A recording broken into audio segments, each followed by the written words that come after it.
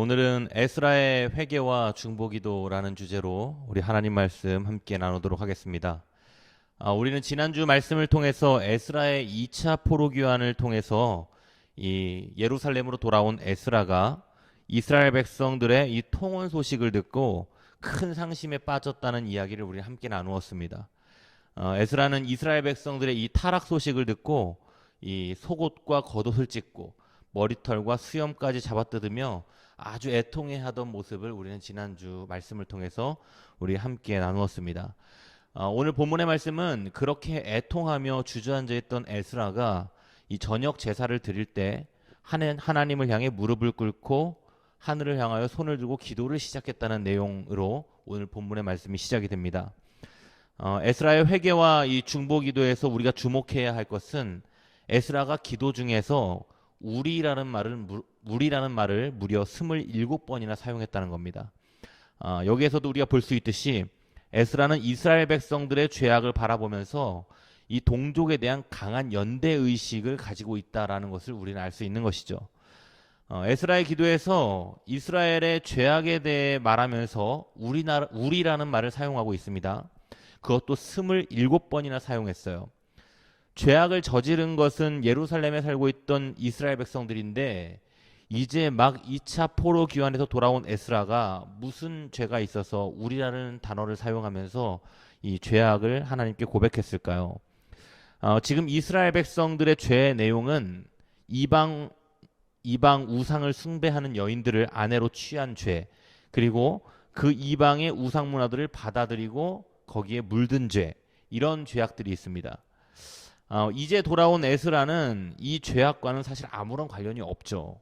그런데 에스라는 오늘 하나님 앞에서 회개의 기도를 드립니다. 그것도 이 우리라는 표현을 사용하면서 나도 거기에 포함되는 그 죄악에 대한 회개를 하는 겁니다. 에스라가 이렇게 우리라는 말을 사용하면서 죄악을 함께 끌어안은 이유는 바로 공동체 의식 때문입니다. 하나님께서는 이스라엘 백성들을 부르실 때 개인 단위로 부르신 게 아니라 하나님께서는 이스라엘 민족을 한 단위로 이스라엘 백성들을 선민으로 부르신 거죠. 한 민족이 하나님께 부름을 함께 받은 겁니다. 오늘날 교회를 가리켜 우리가 교회를 뭐라고 부릅니까? 교회는 그리스도의 몸된 교회라고 부릅니다. 우리가 그리스도를 중심으로 하나 된 공동체입니다. 그리스도가 머리가 되시고 우리는 그의 손과 발이 된 지체라는 것이죠. 예수님이 머리가 되시고 우리가 손과 발이기 때문에 각자의 역할은 다르고 생긴 모양은 다르지만 우리는 하나로 연결되어 있는 존재들입니다. 교회에 속한 성도들은 그리스도의 몸이며 그리고 또 각각 개인은 그리스도의 몸된 지체가 됩니다. 이것을 다른 말로 표현하면 운명 공동체라고 말하는 거예요. 운명이 같은 공동체. 이스라엘이 바벨론에게 망하고 이 백성들이 바벨론으로 포로로 끌려갈 때도 죄악을 저지른 사람들만 잡혀가지 않았습니다. 그들 중에는 다니엘과 사친구와 같은 의로운 사람들도 함께 끌려가게 됩니다. 이것을 보면서 우리가 알 수 있듯이 이스라엘 공동체가 모든 것을 함께 책임져야 하고 함께 연대해야만 하는 그런 운명 공동체라는 것을 증거하여 주는 것입니다. 교회의 문제도 마찬가지입니다. 우리 교회 공동체의 죄악은 우리 모두가 함께 책임져야 하고 함께 연대해야 하는 문제가 되는 것이죠. 만약 지금 내 옆에 있는 성도가 그리고 내 친구가 죄악을 저질렀다고 했을 때 나와는 아무 상관없는 문제다라고 생각하면 안 된다는 겁니다. 우리는 우리 이웃의 죄악을 함께 아파해야 하고 함께 회개하며 나아가야 하는 것이죠. 특히 교회를 이끄는 지도자들은 더욱더 큰 책임감을 느끼고 회개하는 자세를 가져야 하는 것입니다. 교회의 성도들은 각자가 개개인이지만 그리스도 안에서는 한 몸으로 이루어져 있기 때문에 그렇게 연합한 이상 너는 너, 나는 나 이렇게 개인주의로 우리를 분리시킬 수 없습니다. 우리라는 이름으로 하나로 묶이게 되는 것이죠. 에스라가 이 죄악을 두고 정말 하나님 앞에서 부끄러워합니다. 나의 하나님을 향하여 얼굴을 들지 못하오니 이는 우리 죄악이 많아 정수리에 넘치고 우리 허물이 커서 하늘에 미침이니이다 라고 오늘 에스라가 회개 기도를 하나님께 하고 있습니다.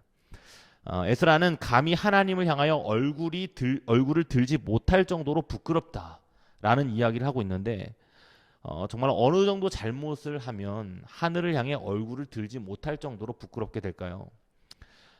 에스라는 이러한 죄악이 우리 조상 때에서부터 지금까지 이어져 내려오는 죄악이라고 말하고 있고, 그리고 그 죄의 결과로 나라가 망하게 되고 이스라엘 백성들이 포로로 끌려가는 수치를 당하게 됐다라는 말을 하고 있습니다. 여러분, 나라가 이렇게 망하게 되면 나라의 기능을 잃어버리게 되고, 나라가 기능을 잃어버리게 되면 백성들은 고통을 당하게 되어 있는 것입니다.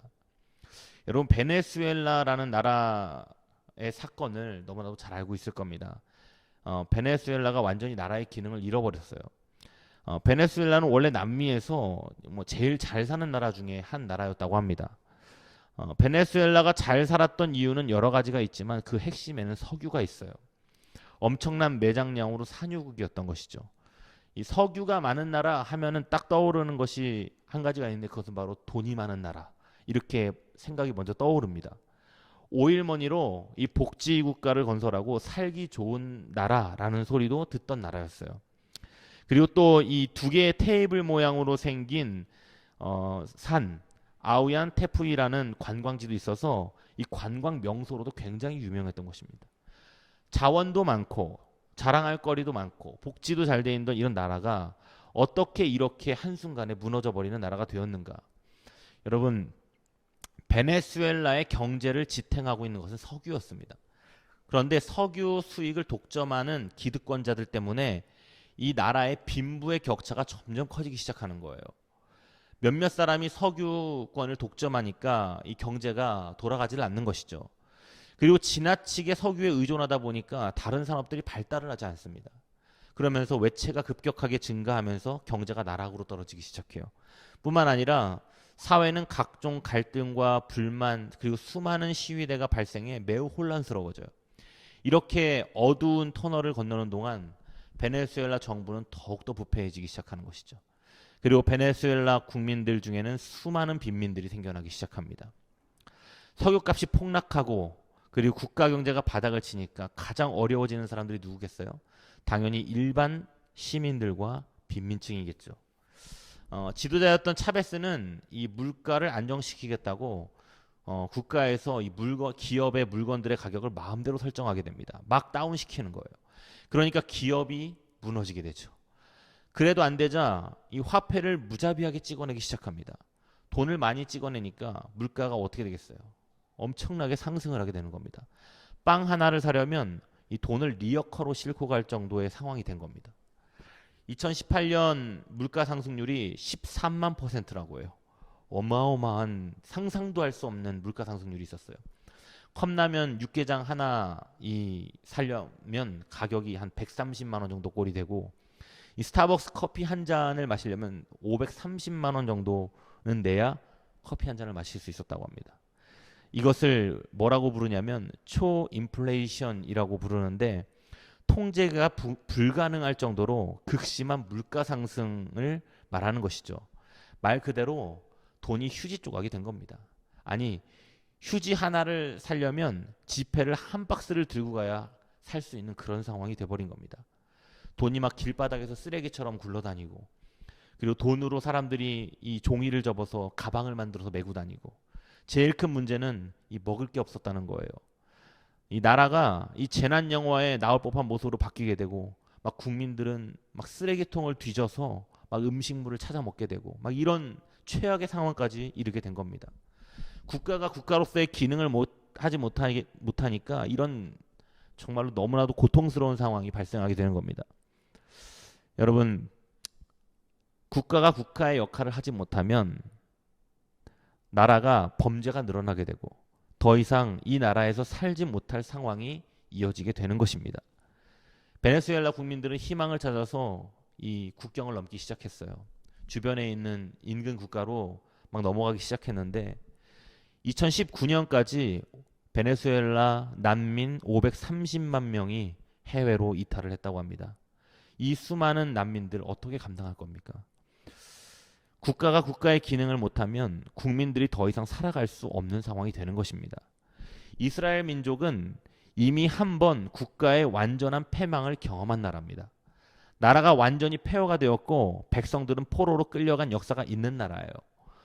나라 잃은 서름, 그리고 국가가 백성을 지켜주지 못하는 서러움을 온몸으로 겪었던 백성들이 이스라엘 백성들이죠. 이것이 바로 조상들의 죄악으로 인하여서 나라가 이런 아픔을 겪게 된 겁니다. 실제로 이스라엘은 이 다윗과 히스기야 시대를 제외하고 거의 대부분 하나님을 버리고 우상 숭배와 죄악을 범하기 일수인 민족이었어요. 하나님께서는 이 선지자들도 보내셔서 그들을 돌이키게 해보려고 하셨지만 그들은 잠깐 돌이켰다가도 다시 죄악으로 돌아가고 이런 것들을 계속해서 반복해요. 결국 예루살렘 성전은 바벨론에 의해서 파괴가 되고 백성들은 죽거나 포로로 끌려가는 신세가 되고 맙니다. 여러분, 그때까지만 해도 이제 더 이상 이스라엘 나라는 이 세상에서 존재하지 않는 나라가 된 것이죠. 완전히 나라가 지워졌으니까요. 그런데 이스라엘은 망했을지 모르겠지만 하나님은 절대로 망하시지 않는 분이시죠. 하나님은 여전히 살아계셔서 포로로 끌려간 이스라엘 백성들을 주목하고 계셨던 거예요. 자, 이제 이 지역의 패권을 페르시아라는 나라가 잡게 됩니다. 페르시아의 고레스 왕이 이 지역의 패권을 장악하고 정책을 바꿔요. 무엇이냐면은 포로들을 돌려보내면서 너희들 고향으로 돌아가서 너희들 민족을 만들고 거기에서 그 너희들 믿고 싶은 신을 믿으면서 자유롭게 살아라라는 칙령을 내려요. 그 칙령 때문에 이스라엘 민족들이 포로에서 예루살렘으로 다시 돌아올 수 있었던 겁니다. 그래서 1차, 2차, 3차에 걸쳐서 이들은 예루살렘으로 돌아오게 됩니다. 여러분, 이것이 단순히 페르시아의 고레스 왕의 칙령과 그의 정치에 의한 것이라고 볼 수도 있겠지만 이 아래는 다 하나님의 역사와 하나님의 섭리와 그 하나님의 계획이 다 깔려져 있는 겁니다. 여러분, 이스라엘 백성들이 예루살렘으로 귀환할 때 이 귀환의 목적이 무엇이었겠습니까? 이들은 민족의 재건과 함께 하나님을 믿는 신앙의 회복이 이들의 가장 중요한 관심사였던 거예요. 그렇게 어렵게 돌아온 이스라엘 민족이 예루살렘으로 돌아와서 또다시 죄악을 행하고 있는 모습을 바로 오늘 에스라가 보게 된 겁니다. 지금 이러한 것들이 바로 오늘 에스라의 기도의 내용이 된 거예요. 하나님께서는 이렇게 은혜를 베풀어 주셨는데 이스라엘 백성들이 하나님의 계명을 저버린 것이죠. 이 말씀이 오늘 10절 말씀에 기록이 되어 있습니다. 여러분, 우리는 하나님 앞에서 이 죄에 대한 변명을 하면 안 됩니다. 하나님 앞에서 드리는 진정한 회개라는 것은 변명을 하는 것이 아니라 죄악을 고백하는 것이죠. 나의 죄악을 고백하는 데서부터 여러분 회개가 시작되는 겁니다. 회개가 끝나는 게 아니라 회개가 시작되는 거예요. 아담과 하와가 이 에덴 동산에서 이 죄를 범하지 않습니까? 그런데 이 죄를 범한 후에 이들은 자기 자신들의 죄를 깨달아요. 그런데 그들은 하나님 앞에서 이 죄에 대한 용서와 고백을 하는 것이 아니라 이들은 하나님이 두렵고 무서워서 뒤로 숨습니다. 그리고 하나님께서 찾아오셨을 때도 변명과 책임 전가를 하기에 바빴어요. 아담은 자기 자신의 죄를 하나님과 하와에게 책임을 전가했고 하와는 뱀에게 책임을 전가합니다. 죄악을 저지를 때는 몰랐는데 이 죄악을 들키고 나니까 부끄럽고 죄책감이 들기 시작하고 그리고 나는 그럴 수밖에 없었다고 변명하고 싶고 나에 대한 정당성을 부여하고 싶은 거예요. 한마디로 말하면 죄를 지어놓고 나는 그 죄에서 빠져나가고 싶은 겁니다. 결국 하나님은 그들에게 준엄한 심판을 선고하세요. 그들은 에덴 동산에서 쫓겨났고 그때부터 그들의 삶은 비참해지기 시작합니다. 어떻게 보면 에덴에서 쫓겨난 인간들의 삶은 이러한 삶의 연속일지도 모르겠어요.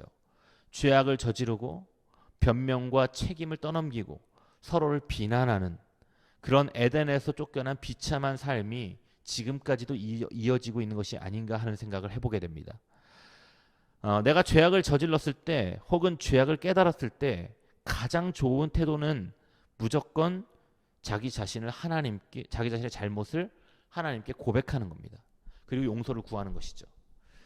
이 다윗이 밧세바를 간음하고 그 죄악을 은폐하려다가 나중에는 그 남편 우리아까지 죽이게 됩니다. 간음으로 시작했던 이 잘못이 나중에는 살인까지 이어지게 되는 거예요. 이것을 나단 선지자에게 들키게 됩니다. 그래서 나단 선지자가 다윗을 책망하죠. 책망을 들었을 때 다윗은 자기 자신의 죄를 변명하려 하지 않습니다. 사무엘하 12장 13절 말씀에 다윗은 내가 죄를 범하였노라 라고 겸손하게 하나님께 용서를 구하게 되죠. 그리고 다윗의 그 이후의 행보를 보게 되면 자기 자신의 죄로 인해서 나타난 하나님의 징계에 겸손하게 수용하는 모습을 보입니다. 결국 다윗은 엄청난 죄인이었지만 하나님께 용서받고 이스라엘 역사상 가장 길이 빛나는 성군으로 남게 됩니다. 이것은 우리가 죄를 대하는 태도를 말하는 거예요. 우리가 죄악을 저지를 수 있지만 죄악을 가지고 하나님 앞에 반드시 완전한 인정과 돌이킴이 있어야 한다는 겁니다. 우리는 죄악 앞에서 아담과 하와 같은 태도가 아니라 다윗과 에스라와 같은 태도로 하나님 앞에 서야 하는 겁니다. 오늘 11절과 12절 말씀은 신명기 7장 1절에서 11절까지의 말씀을 회고하고 있는 내용이에요. 옛날에 이 이스라엘 백성들이 이 출애굽하여서 가나안 땅에 진입하기 직전에 이 모세를 통해서 말씀하신 내용을 강조하는 겁니다. 에스라가. 이 내용이 어떤 내용이었냐면 이스라엘 백성들이 들어갈 가나안 땅이 젖과 꿀이 흐르는 기름진 땅이긴 하나 이 땅이 거룩한 땅은 아니라는 것이죠. 이유가 무엇이었냐면 그 땅에 살아가는 가나안 족속들이 그 땅에서 가증스러운 죄를 지으며 살아가고 있었기 때문에 그런 거예요. 이 가증스러운 땅을 거룩한 땅으로 만들기 위해서는 필요한 것은 그들과 함께 하지 않는 겁니다. 우리가 거룩과 정결함을 유지하며 살아가기 위해 가장 중요한 것은 죄악이 있는 곳으로 가지 않는 겁니다.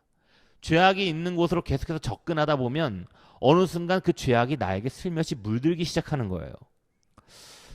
요즘 제가 이 예수양교회가 이전을 한다고 해서 제가 가서 그 일을 좀 도와주고 있습니다. 우리가 예수양교회와 연합예배를 드린 적이 있어서 여러분들도 예수양교회 잘 아시죠? 예수양교회가 평택에 있는 안 쓰는 폐가를 개조해서 이전을 하게 됐습니다. 안 쓰던 집을 개조해서 쓰려니까 얼마나 손댈 곳이 많겠습니까? 그래서 일주일에 한 번씩 가서 도와드리고 있습니다. 벽에 벽지를 벗겨내고 그리고 묵은 때를 닦아내고 그리고 더러운 먼지를 털어내고 안 쓰던 문구들 다 옮겨내는 일들을 하고 있어요. 사실 이 전문적인 페인트를 칠한다든지 토목 공사를 한다든지 하는 일들은 저희가 못합니다. 이것은 전문가의 영역이고 저희는 그 외에 잡다한 일들을 하는 거예요. 이 일을 하러 가기 위해서는 여러분 어떤 옷을 입어야 하냐면 제가 입는 옷 중에서 가장 입지 않는 옷 그리고 입다가 더러워져도 버려도 되는 옷을 입고 가야 됩니다. 여기서 일하러 가면 새로 산 깔끔한 옷을 입고 가면 안 돼요. 왜냐하면 여기서 일하면 옷에 더러운 먼지가 묻을 것이 뻔하기 때문에 그렇습니다. 여러분 공사 현장에 일하러 갈 때는 자기 옷 중에 버려도 되는 옷 입고 가는 겁니다. 더러운 것들이 묻을 것이기 때문에 그런 거예요. 만약에 더러운 먼지 묻는 것이 싫으면 방법이 하나 있어요. 그것이 무엇이냐면 그곳에 안 가면 됩니다. 일단 간이상 내가 아무리 피하려 해도 피할 수가 없는 겁니다. 어떻게든 먼지가 묻게 돼 있어요. 이와 마찬가지로 죄악을 피하기 위한 길은 죄악이 묻어날 것 같은 장소에 가지 않는 겁니다. 그런 곳에서 함께 하지 않는 거예요. 그런 곳으로 가게 되면 여러분 어떻게든 묻어나게 되어 있는 거예요. 우리는 죄악을 미워하고 죄와 싸워야 하지만 여러분 그것보다 더 중요한 것은 죄를 피하는 겁니다. 하나님께서 이스라엘 백성들에게 가나안 땅에 살고 있던 족속들을 다 멸하라고 하고 그들과 교제하거나 통혼하지 말라고 말씀하신 것은 이 죄악과 가증스러운 것들과 함께하지 말라고 말씀하신 거예요. 그런 것들을 가까이 하지 말고 곁에 두지 말고 하나님의 말씀대로 살아라라고 말씀하신 것이죠. 그러나 이스라엘 백성들은 하나님의 말씀을 듣지 않고 가나안 족속들을 전부 다 멸하지 못합니다. 그래서 이 가나안 정복 정쟁 1세대가 죽고 그 다음 세대부터 이 가나안 족속들과 통혼을 하고 그들의 우상 문화를 받아들이는 거예요.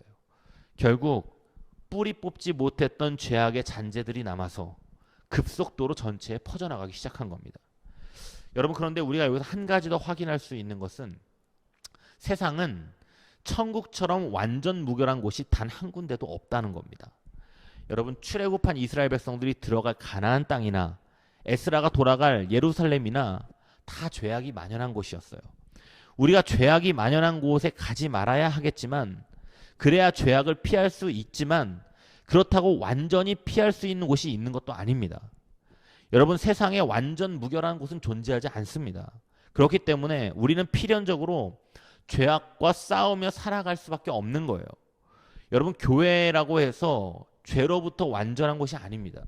이곳이 하나님과 교제가 이루어지고 하나님의 성령과 충만한 능력을 받는 곳이기는 하지만, 그렇다 할지라도 얼마든지 죄의 유혹이 찾아올 수 있는 곳이기도 하니까요. 중요한 것은 우리가 하나님 나라 갈 때까지 영적인 긴장감을 놓지 말아야 한다는 거예요. 늘 죄를 미워하고 늘 죄를 가까이 하지 않고 피하고 싸우고, 이 영적인 싸움을 우리는 죽는 날까지 해야 되는 겁니다. 그런데 여러분, 우리가 한 가지 더 알아야 할 사실은 우리의 죄악보다 하나님의 은혜는 언제나 더 크다는 거예요. 이스라엘 백성들이 이 패역함에도 불구하고 에스라가 감사의 고백을 올려드립니다. 어떤 감사의 고백을 올려드리냐면, 우리 하나님이 우리의 죄악보다 형벌을 경하게 하시고 이만큼 백성을 나며 주셨다고 고백합니다. 하나님께서 정하신 율법대로 우리를 처벌하게 된다면 아마 우리 중에 이 살아남아 있을 사람은 단 한 사람도 없을 거예요. 다 심판받아서 죽게 될 겁니다. 이러한 사실을 통해서 우리가 알 수 있는 것은 하나님은 자기 백성에 대한 은혜와 사랑이 그들의 죄악의 크기보다 훨씬 더 크다는 거예요. 여기서 우리가 소망을 잃지 말아야 할 이유가 생기는 거예요. 하나님께서 죄대로 심판하지 않으시고 더 큰 은혜로 우리를 용서해 주신다는 거죠. 하나님께서 믿음의 사람들을 징계하시는 가장 큰 이유가 무엇이냐면, 그것은 바로 믿음의 사람들이 회개하고 돌아오기를 바라는 마음 때문에 징계하는 거예요. 은혜가 더 크다는 것은 하나님은 회개하는 백성을 용서하신다는 것이죠. 그리고 더더욱 중요한 것은 다시는 습관적으로 죄를 반복하지 말아야 된다는 거예요. 이제 에스라의 기도를 통해서 이스라엘 백성들의 신앙의 개혁의 기반이 만들어졌습니다. 에스라의 중보기도로 인해서 이스라엘 민족의 멸망 대신에 용서와 부흥의 은혜를 얻게 됐어요. 의인의 기도는 이렇게 큰 힘이 있는 겁니다. 그런데 여러분, 우리에게는 사실 에스라보다 더 큰 기도의 중보자가 있습니다. 그게 누구냐면 바로 예수 그리스도시죠. 하나님과 우리 사이에서 중보자가 되셔서 우리의 죄를 대신 속하여 주신 분이 바로 예수 그리스도입니다. 십자가의 대속사역으로 그를 믿는 자마다 죄 없다 인정하시고 우리를 불러서 교제하시는 겁니다. 우리는 그리스도를 통해서만 하나님께 나아갈 수 있고 하나님의 백성으로 인정받을 수 있는 것입니다.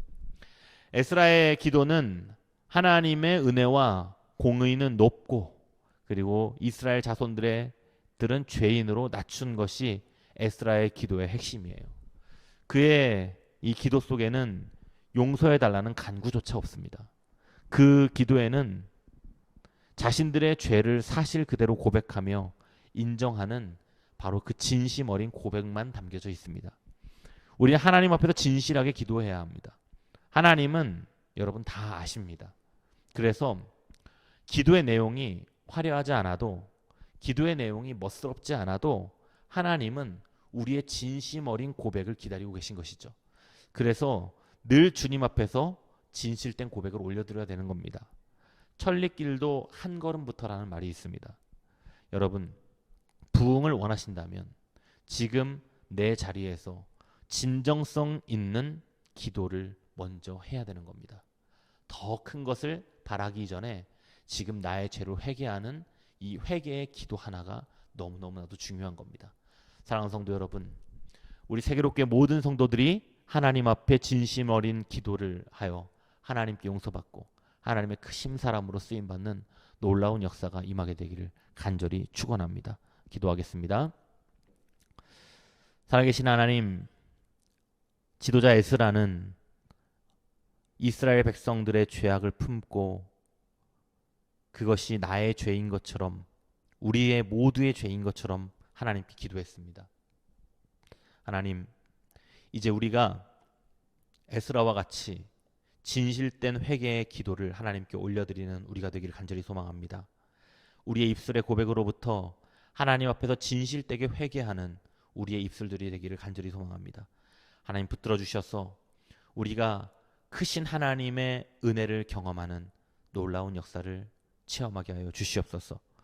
지금은 우리를 대신해서 십자가에 못 박혀 죽으시고 부활하신 예수 그리스도의 은혜와 하나님 아버지의 끝이 없으시고 한이 없으신 사랑하심과 보혜사 성령님의 감화 감동하시는 놀라운 역사하심이 오늘 각 가정에서 예배드리는 세계롭게 성도들 한 사람 한 사람 머리 위에, 이들의 가정 위에, 그리고 이들의 직장 위에, 그리고 이들의 모든 기업 위에 이제로부터 영원토록 함께 하시기를